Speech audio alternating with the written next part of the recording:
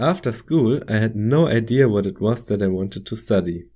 That's why I was going to the nearest university for a course guidance. There I've met a lecturer who told me about mainframes and that they have a Z9.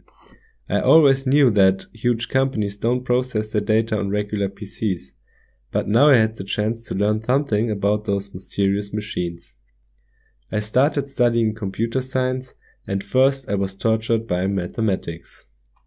Then finally I was able to focus on mainframes. I wrote my thesis about a mainframe subject and tried almost all of our tutorials and even wrote one myself.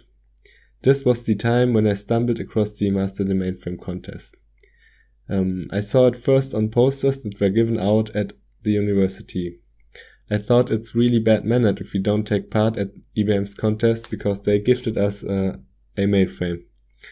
So I did my best, and in 2015 I won the first place of the German region, and that changed a lot. I can tell you what happens if you win. So first off, your mainframe lecturer will become super friendly. Then the real prize of the contest is making yourself a name and making connections into the business.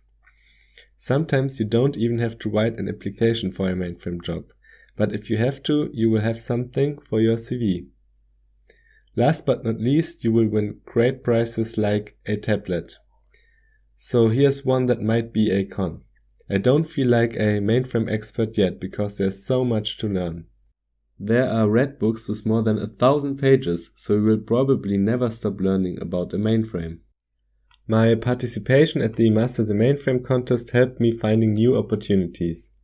I was part of the Open Mainframe project in 2016 and was at the GSE conference where I met a lot of helpful people. Unfortunately, I can't retire from the contest yet because I missed the World Championships. That's why I participated again, and I wanted to show you my review of the contest this year. So let's jump into part 1. Part 1 will teach you how to deal with the ISPF editor, and you will be prepared for the challenges in part 2. I also learned about the different formats the emulator can display. I've never tried that myself. In part 2 you learn how to use the most important utilities during 17 challenges. You will get an overview about many technologies on the mainframe. You learn how to edit code, how to compile your programs, how to store your data, how to use databases like DB2, and about the Rex scripting language. Everything you need to know for part 3 will be taught in part 2, so you can do the contest without any mainframe experience. Overall, part 2 was very well balanced this time, and the Rex scripting challenges were interesting too. You have the chance to win prizes for every stage of the contest. In part 2 you have a checking algorithm, so you can try again and again until you are 100% correct. I time-lapsed everything a little bit for you, and in the bottom right corner you see the challenges.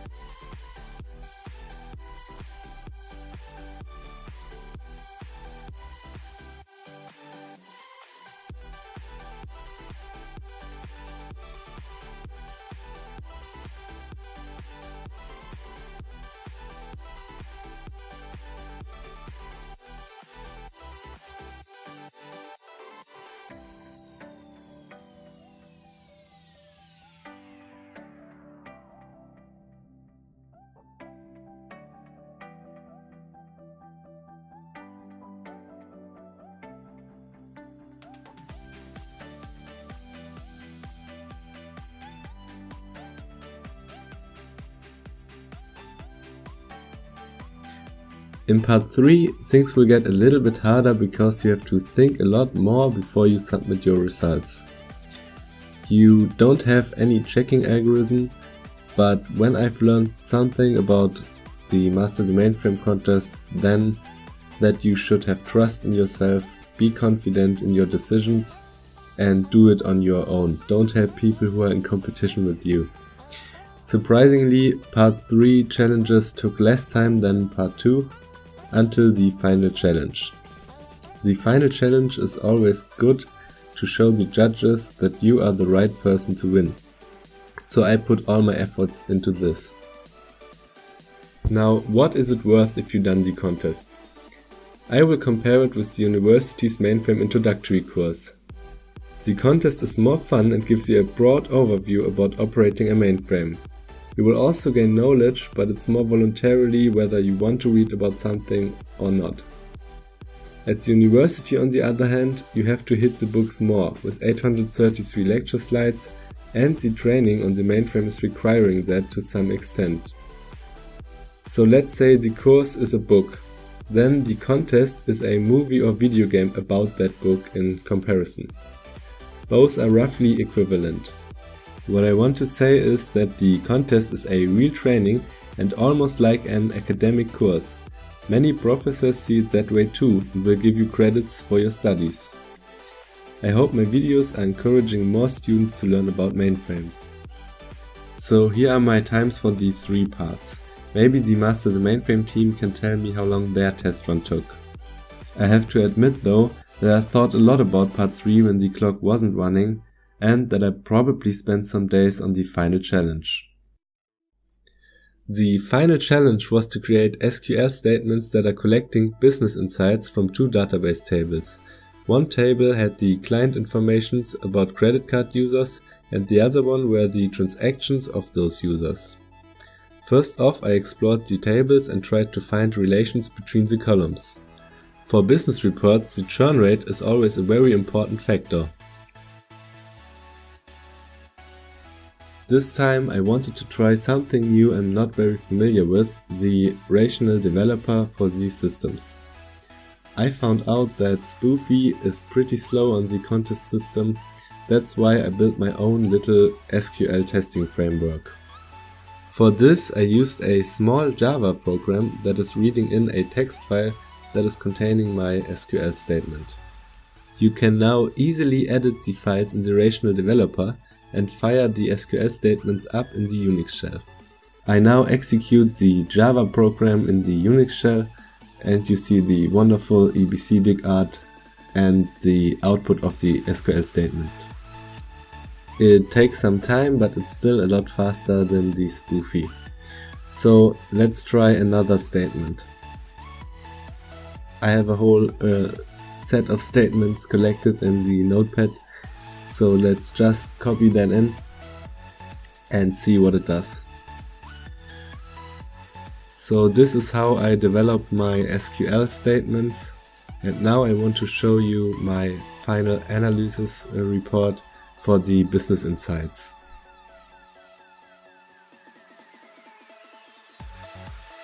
The first statement is pointing out the most important group of clients by age, with interesting data about cash flow and churn rate.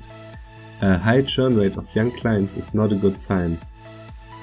The second statement is showing the data about the brand of the credit cards. So it's all grouped by the credit card brand, and we will see here that one card is very vulnerable to fraud attempts.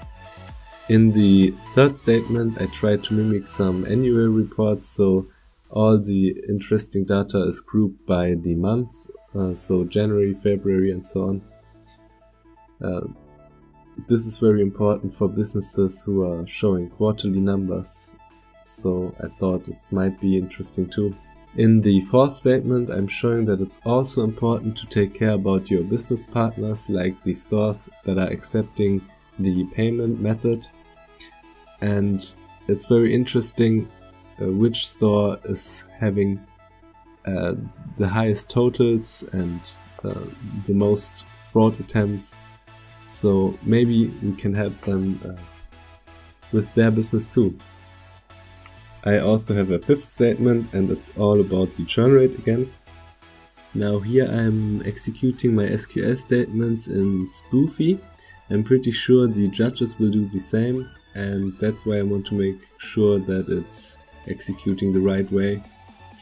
So this is how it goes, and you will see how long it actually takes.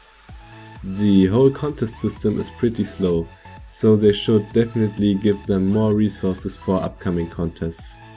Now that's all I wanted to say. I hope that is enough to defend my title and be the first consecutive winner of the Master the Mainframe contest in Germany. Greetings to all the mainframers and have a good log off.